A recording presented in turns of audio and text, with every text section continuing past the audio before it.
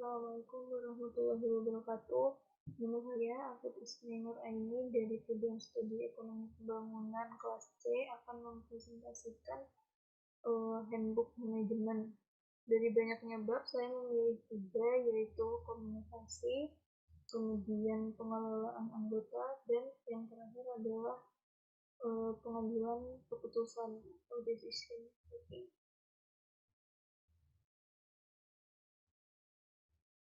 Jadi pertama-tama kita mulai dulu dari pengertian manajemen. Dalam arti luas, manajemen sendiri itu adalah suatu tindakan mengatur dan mengarahkan seperangkat sumber daya atau suatu organisasi untuk mencapai tujuan dan sasaran yang telah ditetapkan dengan jelas sebelumnya, dan telah disepakati oleh para anggota organisasi. Lalu manajemen meliputi perencanaan, pengorganisasian, pengarahan, pemantauan, dan pengevaluasian kegiatan organisasi sesuai dengan kebijakan tertentu. Lanjut, kita langsung ke materinya. Yang pertama adalah komunikasi. Komunikasi itu adalah unsur penting bagi seorang manajer, tidak hanya untuk menginspirasi, mendapatkan informasi, merangsang ide, serta memotivasi, tapi juga untuk menyampaikan kritik yang membangun atau meredakan amarah yang membara dari para anggota organisasi tersebut.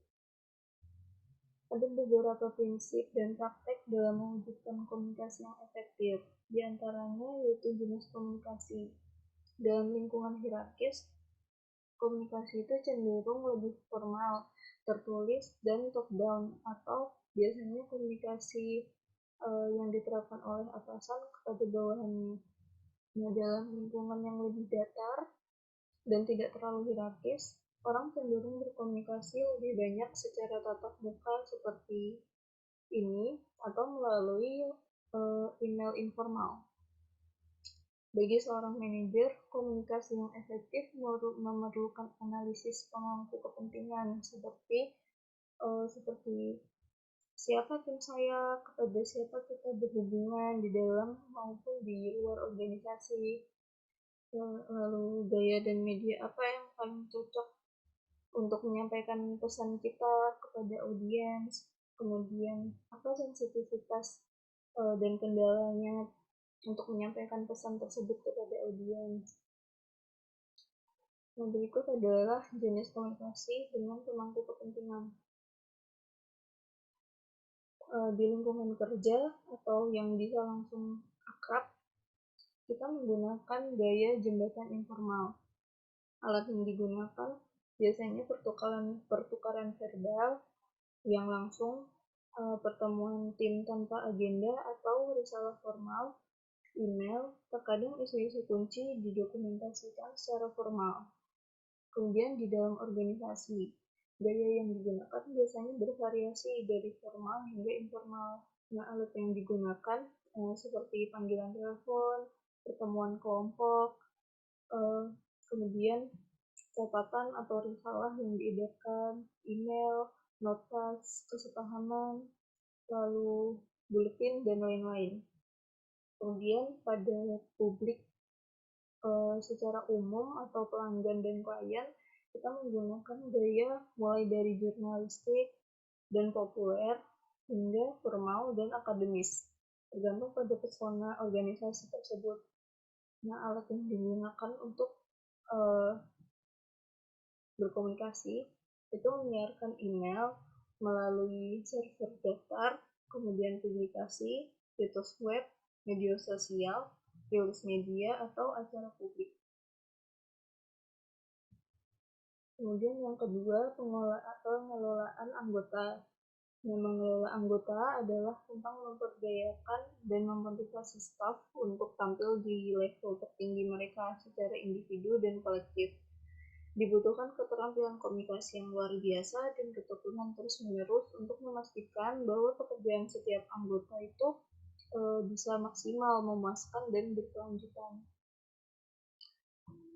Nah, aspek penting dari manajemen orang sukses yang tercakup dalam bab ini itu meliputi dialog terbuka dengan staf. Maksudnya adalah berusahalah secara sadar untuk dapat diakses oleh staf Nah, untuk memperlakukan mereka sebagai individu yang pendapatnya dihargai dan dihormati. Kemudian libatkanlah mereka dalam keputusan dan delegasikan jika perlu. Kemudian luangkan waktu untuk berbicara dengan mereka secara individu supaya mereka merasa lebih dihargai. Kemudian mengetahui cara penggunaan alat manajemen yang disediakan oleh organisasi.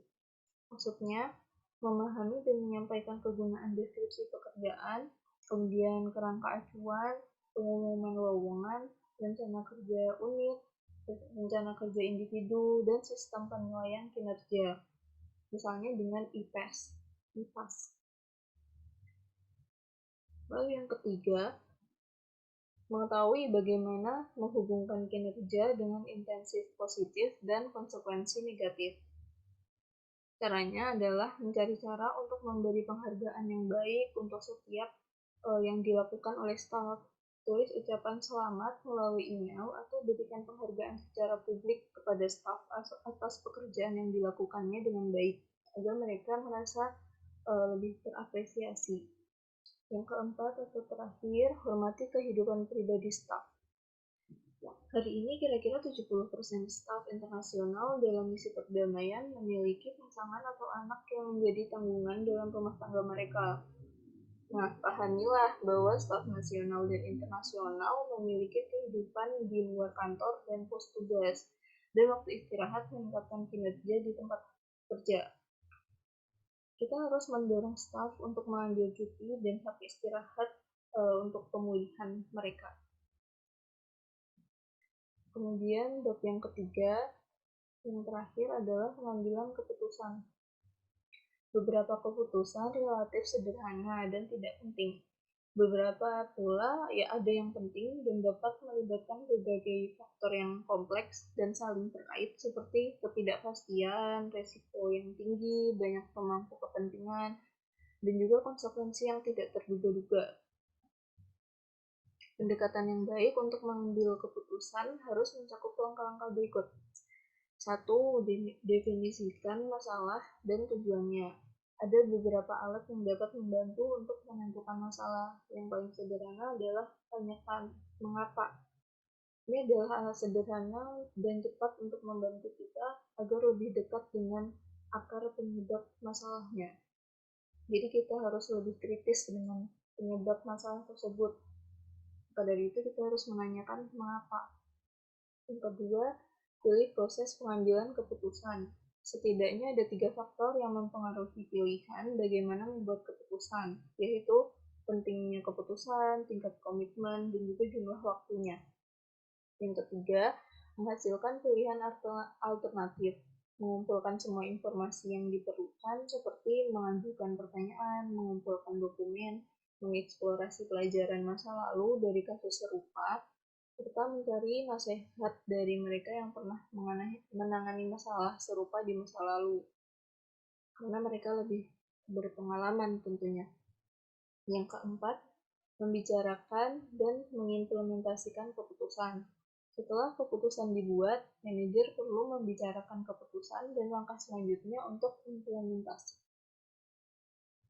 Nah, sekian materi yang dapat saya sampaikan pada hari ini. Semoga bermanfaat. Saya akhiri. Assalamualaikum warahmatullahi wabarakatuh.